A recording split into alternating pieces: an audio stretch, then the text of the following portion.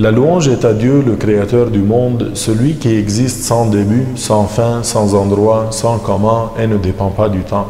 Je demande à Dieu d'élever les grades de notre maître Mohammed Al-Amin, le véridique, l'honnête, celui qui a appelé à la religion de vérité, l'islam, qui est la religion de tous les prophètes, du premier Adam au dernier Mohammed. Mes frères et sœurs en islam, la vidéo d'aujourd'hui porte sur le hadith par lequel le prophète sallallahu alayhi wa sallam nous incite à profiter de 5 choses avant 5 autres. En effet, le prophète sallallahu alayhi wa sallam a dit ce qui signifie: profite de 5 choses avant 5 autres. Profite de ta vie avant ta mort, de ta bonne santé avant ta maladie, de ta jeunesse avant ta vieillesse, de ta richesse avant ta pauvreté et de ton temps libre avant d'être occupé.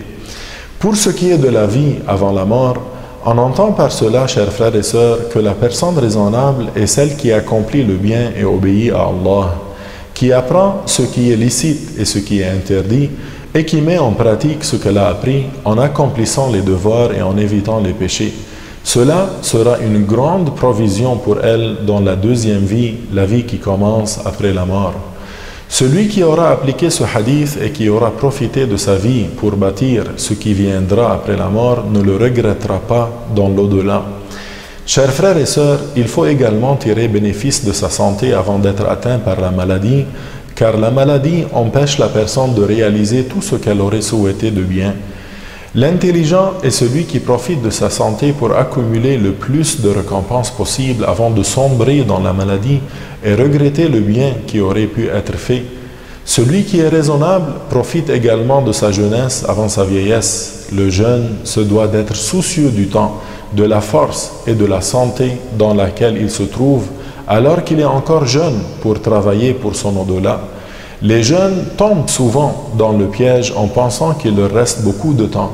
Sachez, chers frères et sœurs, que même la vieillesse n'est pas garantie à tout le monde. Il convient également à celui qui est raisonnable de profiter de sa richesse en effectuant des bonnes œuvres avant d'être atteint par la pauvreté. La personne qui est pourvue d'argent peut œuvrer pour l'au-delà en réalisant de nombreuses choses. Elle peut dépenser pour les pauvres et les miséreux. Elle pourra aussi entretenir les liens avec ses proches parents en agissant envers eux avec générosité. Dans le cas où elle ne ferait rien de tout cela, elle le regretterait si elle tombait un jour dans la pauvreté et aura perdu de nombreuses occasions de mettre en réserve beaucoup de récompenses. Il convient aussi que le musulman profite de son temps libre pour multiplier les actes d'adoration et de bien, et ce, avant qu'il ne soit accaparé par diverses occupations inutiles au détriment de ce qui lui serait profitable dans l'au-delà. Malheureusement, nombreux sont ceux qui n'appliquent pas ce hadith et ne profitent pas comme il se doit de ces 5 bienfaits. Parmi eux se trouvent ceux qui n'y prêtent pas attention et ne s'en rendent compte qu'une fois qu'ils décèdent, comme l'a dit notre maître Ali, qu'Allah l'agrée, ce qui signifie les gens sont endormis et c'est quand ils meurent qu'ils se réveillent. Cela veut dire que la plupart des gens sont comme endormis, c'est-à-dire qu'ils sont insouciants et ils délaissent ce qui leur sera bénéfique après la mort. Ce n'est qu'après la mort qu'ils en prendront connaissance et regretteront. Mais le regret n'est utile pour la personne que de son vivant. Ainsi, le regret qui advient après la mort ne lui est pas profitable.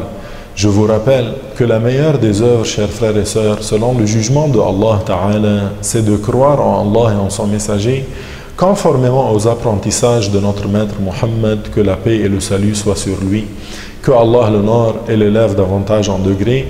Et suite à mes propos, chers frères et sœurs, je demande à Allah Ta'ala qu'il nous fasse apprendre ce que nous ignorons, qu'il fasse que nous profitions de ce que nous avons appris et qu'il nous augmente toujours en connaissance. Walhamdulillahi Rabbil Alamin.